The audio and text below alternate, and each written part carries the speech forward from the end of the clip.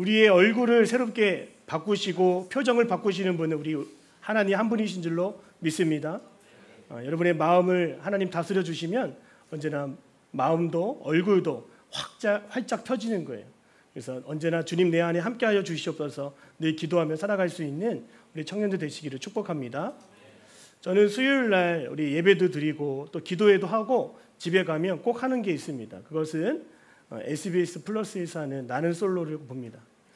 제가 솔로이기 때문에 솔로 뭐 그런 TV를 보는 게 아니라 저는 그 나는 솔로를 1기부터 22기까지 다 보고 있습니다. 그 보는 이유는 아마 우리와 동일한 청년들이 거기서 이성을 만나고 그런 미래 배우자를 만나는 과정들이 너무 재미있기 때문이에요. 첫 번째 뭐에 끌리는 줄 아세요? 첫 번째는 외모, 두 번째는 직장, 마지막은 뭘까요? 성격입니다. 겉모습이 화려해서 와 했는데 나중에 그 마음이 식어가는 게 보여요. 근데 다시 그 사람을 사귀고 또 알아가면서 그 마음이 새롭게 변해가는 것을 볼 수가 있습니다. 그래서 저는 이걸 한번 깨달았어요. 우리 청년들에게 돈 많이 벌고 좋은 직장 구하는 것도 좋지만 그 누군가에게 정말 인성과 인품이 좋은 그런 사람이었으면 좋겠다. 그런 생각을 하게 되었습니다. 특별히 나는 솔로 22기를 보면서 제가 한 가지 이슈에 대해서 또 공감하고 여러분과 함께 먼저 이야기를 나누고 싶었습니다. 이번에 22기에 나오는 청년 한 명 있었는데 바로 순자입니다. 순자와 영수의 이야기를 잠깐 나누고 싶어요. 이 순자가 자기 소개를 할 때 안녕하세요. 저는 한양대 디자인 학부입니다. 이렇게 인사를 했어요. 근데 이미 남자들이 자기 소개를 해가지고 그 중에 영수라고 하는 사람이 한양대를 다니고 있는 것을 알고 있어서 여기 저와 동문이 있네요. 그렇게 이야기를 했다고 하는 것이죠. 근데 자막에는 뭐라고 나와 있냐면 이 순자가 다니는 학교가 이름이 나왔어요. 그 학교는 한양대 에리카라고 하는 분교였습니다. 지금 뭐 본교든 분교든 상관없이 그냥 우리가 마음 맞으면 또 좋은 사람이면 얼마든지 연애할 수도 있고 사귈 수도 있지만 많은 사람들이 이 순자를 보고서 댓글로 비난하는 것을 보았습니다. 이 안산에 있는 한양대는요, 이 뭐랄까요? 에리카라고 해서 특별한 그런 전공하는 과가 있더라고요, 보니까. 근데 사람들의 인식이 뭐냐면 이 한양대, 같은 한양대지만 서울에 있는 학교는 한양대 다닌다, 서울 다녀요. 그러면 제 공부 잘했나 보네. 이렇게 인식하고 저 한양대 다닙니다. 저 안산에 있습니다. 그러면 뭐라고 하는지 아세요? 공부 못하지는 않았나 보네. 이렇게 평가가 바로 나뉜다라고 하는 것입니다. 많은 사람들이 댓글로 이 순자를 공격했습니다.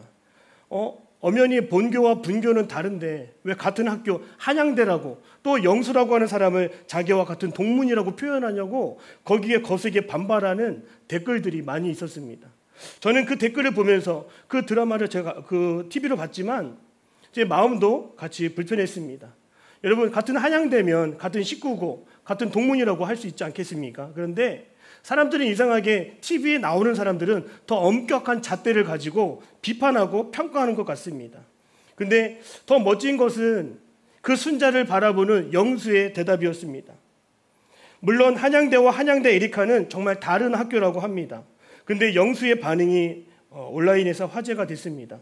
이 영수는 인스타그램에 비난을 받는 순자를 보면서 이렇게 글을 남겼어요. 제가 잠깐 읽어드리겠습니다. 사회에서 생활하다 보면 무언가 공통된 주제를 찾아 이야기를 만들어가고 서로 친해지고 알아가는 중요한 수단으로 사용되기도 합니다. 순자가 자기소개 이후에 제게 자신이 에리카에서 학위를 받았다라고 먼저 말해주었음에도 저와 같은 한양대 동문 가족이라 저는 너무 반갑다고 말해줬어요. 이참에 낯설 한양대 라인을 만들자는 농담도 하고 즐거운 시간이었죠.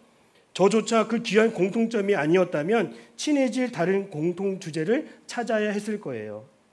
더 이상 논란이 될 이유가 없는 사안에 성숙한 우리는 이제 크게 신경 쓰지 않아도 될 것 같습니다.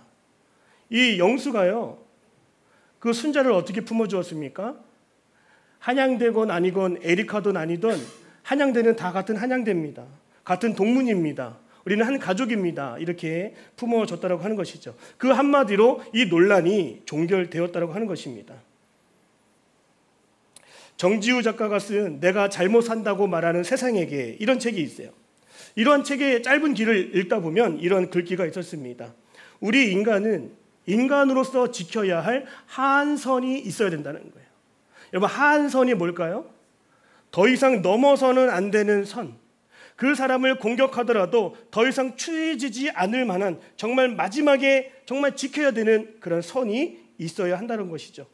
각종 온라인 댓글로 인해서 많은 사람들이 인신 공격을 받고요, 또 혐오성 발언을 서슴지 않고 온라인에서 키보드로 작성하는 것을 우리는 뉴스를 통해 볼 수가 있습니다. 얼마나 마음이 아픈지 그 댓글을 읽고 그 당사자들은 심한 상처를 받는다라고 합니다. 영수는 그 순자의 마지막 순간에 비난의 자리에서 어떻게 해줬어요? 더 이상 비난받지 못하도록, 더 이상 건들지 못하도록 우리는 한 가족, 동문이라고 하는 이름으로 더 바닥에 추하게 떨어지지 않도록 하한선을 그어줬다라고 하는 것이죠. 독일의 학자 게랄트 휘터라고 하는 사람이 있습니다. 이 학자가 참 중요한 말을 했어요. 인간에게는 외부로부터 주어지는, 그리고 밀려오는 수많은 요구에 자신을 잃어버리지 않을 만한 나침판이 있어야 한다라고 말했습니다. 내가 자신이 얼마나 소중한지를 알 때, 우리가 다른 사람을 바라볼 때 그가 얼마나 소중한지를 말해줄 때 그 사람은 절대로 흔들리지 않는다라고 말하는 것입니다. 여러분, 그 한 사람을 흔들리지 않게 하는 나침판이 무엇일까요? 저는 그것이 인간을 향한 존엄성이라고 생각합니다. 또 서로 존중해주고 사랑해주고 또 서로 아껴주고 배려해주고 서로 용서해주는 모습, 여러분, 그 모습은요, 그 한 사람을 결코 방황하지 않게 붙들어주는 귀한 나침판과 같다라고 하는 것이죠. 이 순자에게 영수는 동문이라고 하는 그 나침판, 그 역할을 해준 건 아니겠습니까? 아직 제가 끝까지 보진 않았는데 정말 결혼했으면 좋겠어요. 이러한 나침판과 같은 사람 만나면 얼마나 좋습니까? 저는 여러분들이 이처럼 서로가 서로에게 좋은 영향을 줄 수 있는, 나침판과 같은 역할을 해줄 수 있는 좋은 친구가 되기를 주님의 이름으로 축복합니다. 우리 같이 옆에 사람에게 이렇게 얘기해 주세요. 당신은 나의 나침판입니다.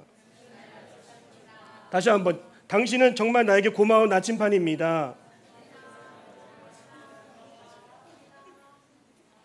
자, 한 가지 제가 좀 더 유식한 말을 하겠는데요. 유명한 미셸 끄와라고 하는 성직자가 이런 말을 했습니다. 잘 들어보세요.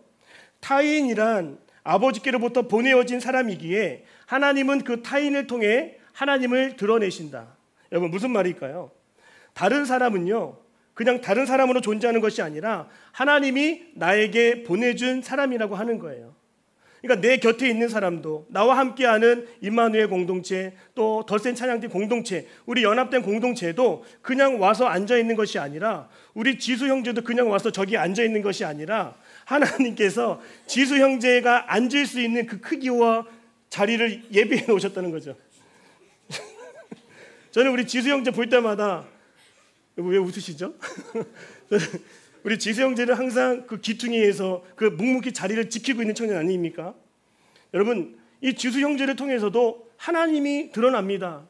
반주를 통해서, 악기를 통해서, 여기 서 있는 찬양단을 통해서도, 성가들을 통해서도 하나님은 드러내세요. 뭘 드러내셨어요? 네? 찬양을 들으면서, 찬양을 통해서 하나님이 우리에게 영혼을 울리는 아름다운 마음문을 열어주시는 찬양을 듣게 하시는구나, 저 가사의 고백대로 나를 살아가게 하시는구나, 그런 고백을 듣게 해주신다라고 하는 것이죠.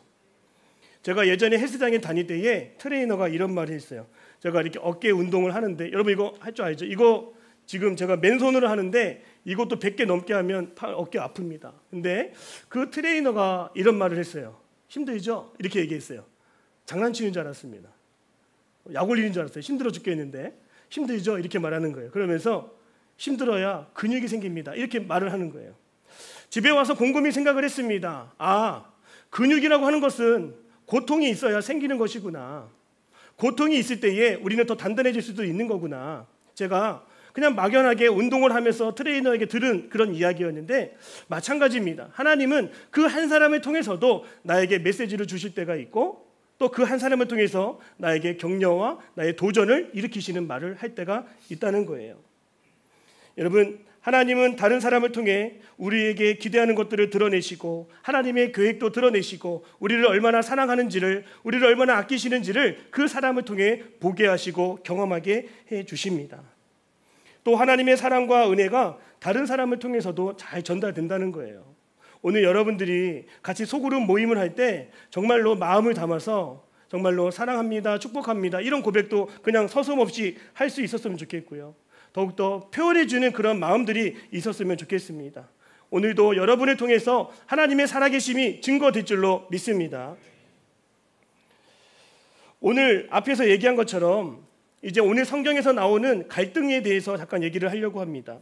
아까 제가 먼저 말씀드린 것은 한 대학의 이야기였죠. 그러니까 본교가 있고 분교가 있는데 이 본교 학생들은 분교 학생들에 대하여 조금 안 좋게 생각하는 그런 마음들이 있어요. 또 분교 학생들은 본교 학생들을 향해서 조금 열등감이 있는 그런 마음도 있을지 모릅니다. 다 그런 건 아니겠지만 사실 이러한 현상이 어디에도 있었냐면 바로 초대교회에도 있었다라고 하는 것입니다. 여러분, 초대교회에서 하나님을 가장 먼저 믿었던 사람은 누구냐면 바로 유대인입니다. 유대인들은 구약시대부터 이스라엘 백성들이지 않았습니까? 그들은 선택받은 백성들이고 하나님의 사랑으로 인정받은 백성들이었습니다. 그러니까 하나님께 먼저 나아가서 구원받은 백성이라고 자부하던 사람이었습니다. 그런데 이방인들은 누구였습니까? 그들은 그리스 사람이었을 것이죠.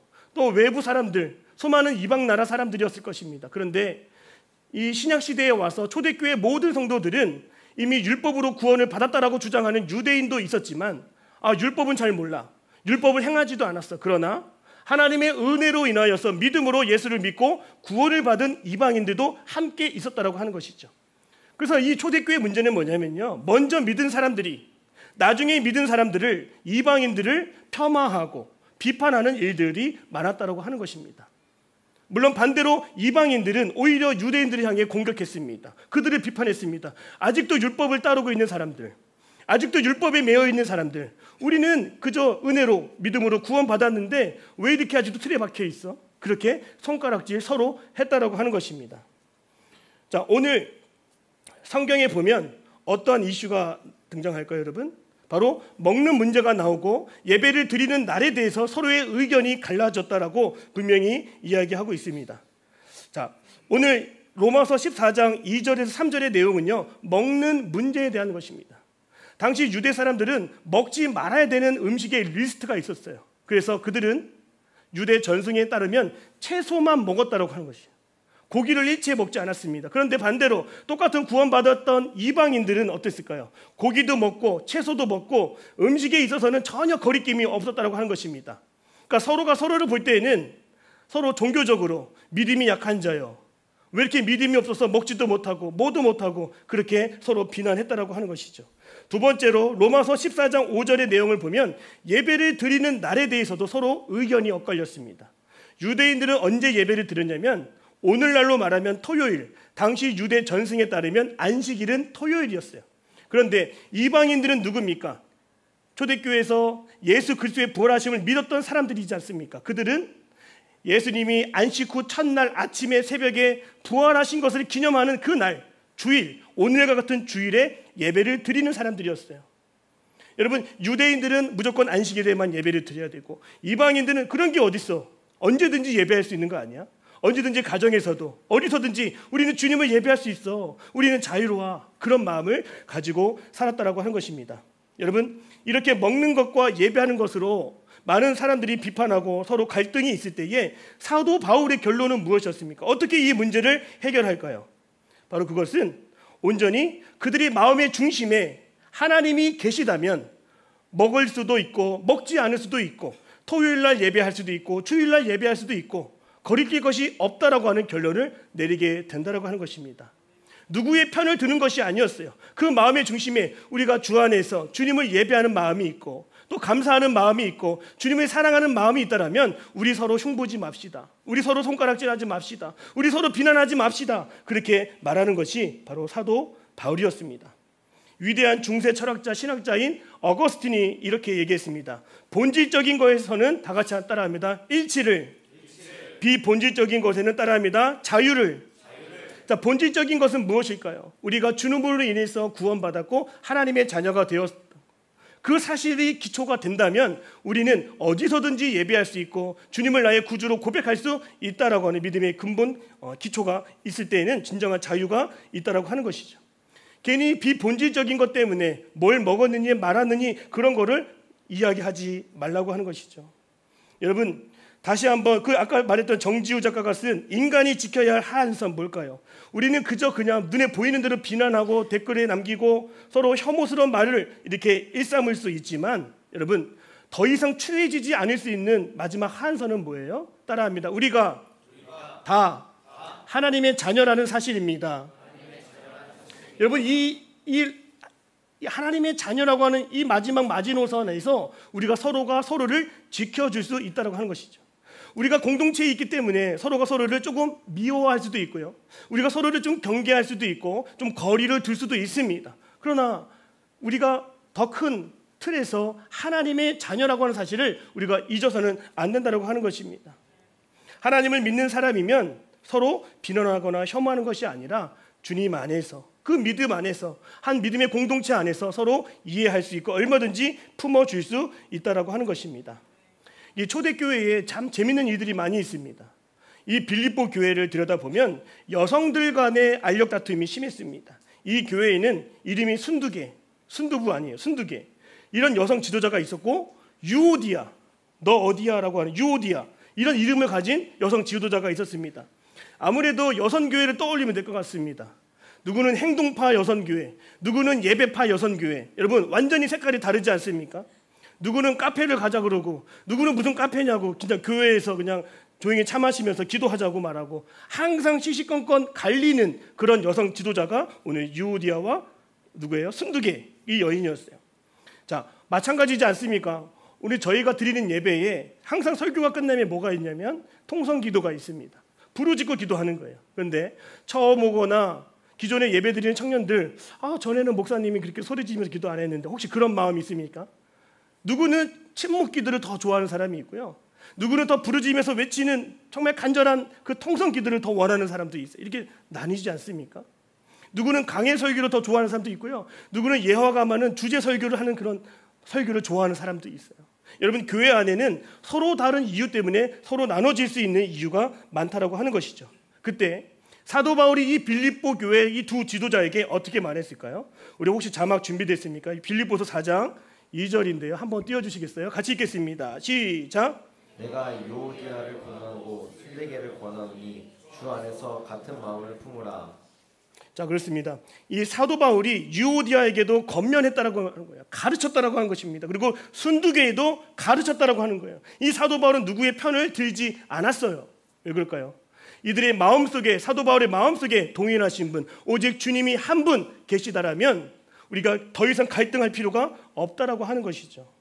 여러분, 갈등의 문제가 생길 때에 우리의 공통의 분모가 되시는, 우리의 공통의 주제가 되시는 우리의 유일하신 하나님 한 분만을 먼저 생각할 수 있는 우리 모두가 되기를 주님의 이름으로 축복합니다.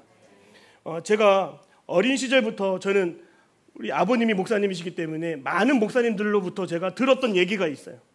제가 전도사 때부터 저에게 이제 앞으로 이렇게 목회를 하라고 많이 가르쳐준 내용들이 있습니다. 그때는 전도사였는데요, 10년이 넘는 그 시절에 그 내용이 자꾸 기억이 나요.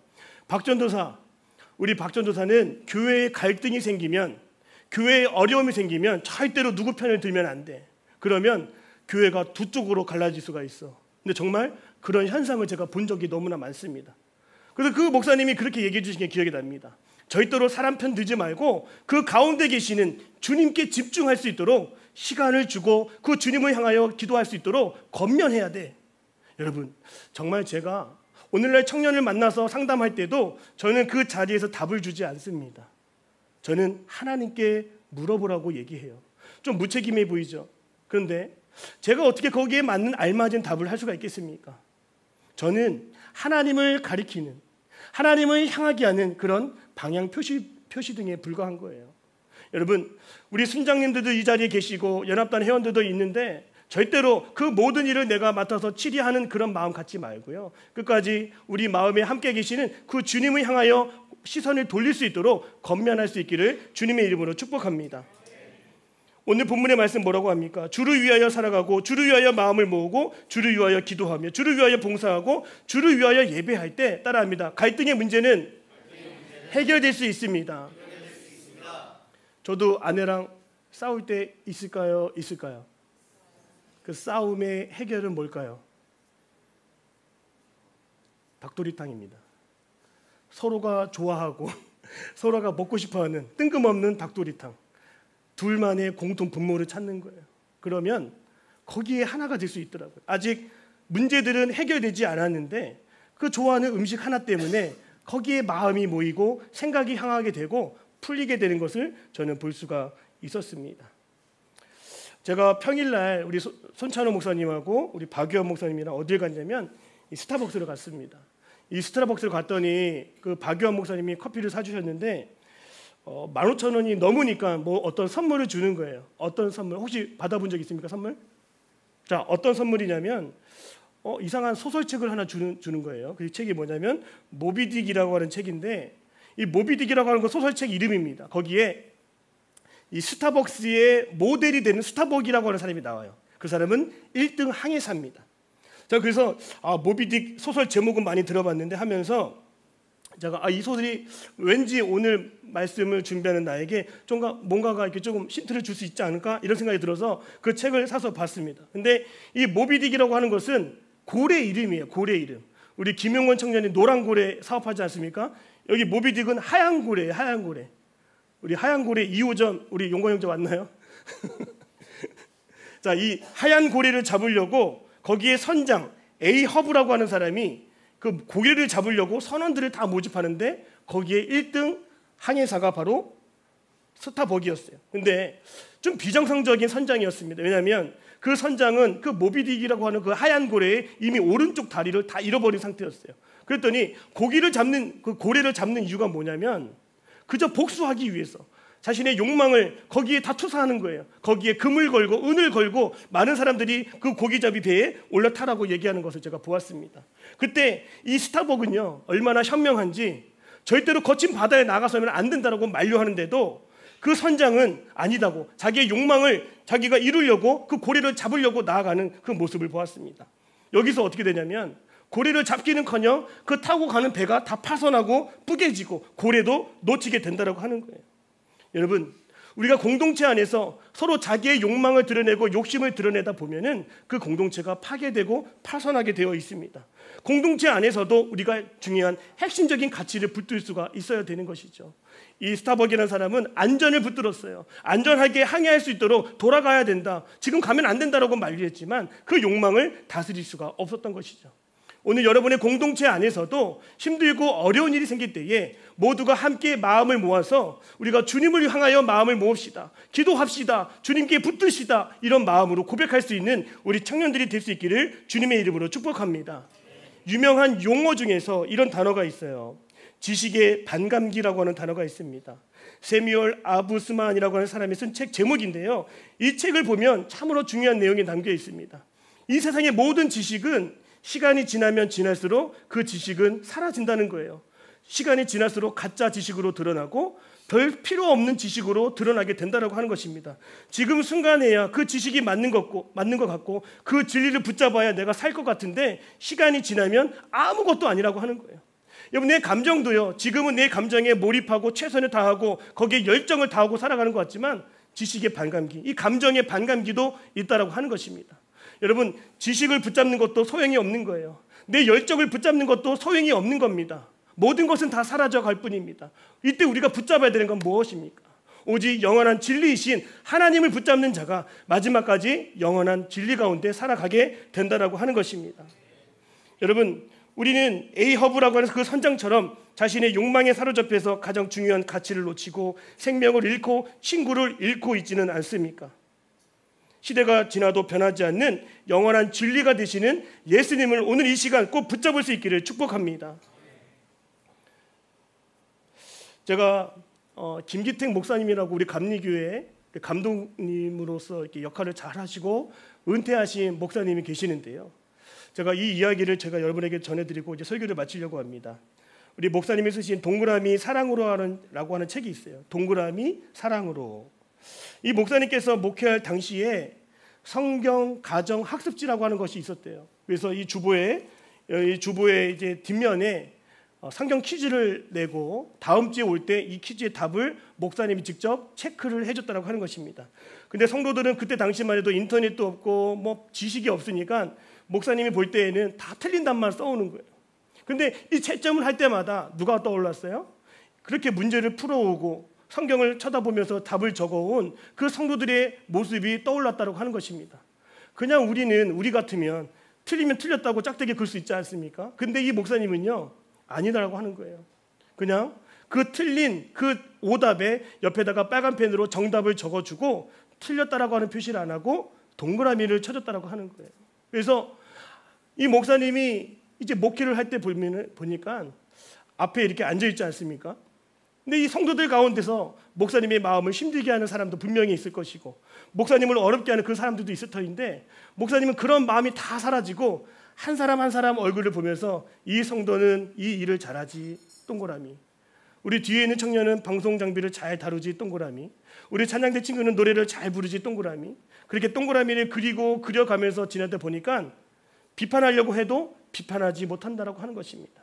여러분, 우리가 먼저 하나님 안에서, 주님 안에서 우리가 하나 된 하나님의 자녀라면 누군가를 먼저 비판하기 전에 하나님이 나를 용서하시고 하나님이 나를 받아주신 것처럼 우리도 그 사람에게, 한 영혼에게, 내 친구에게 비판하지 말고 동그라미를 이렇게 그어줬으면 좋겠어요.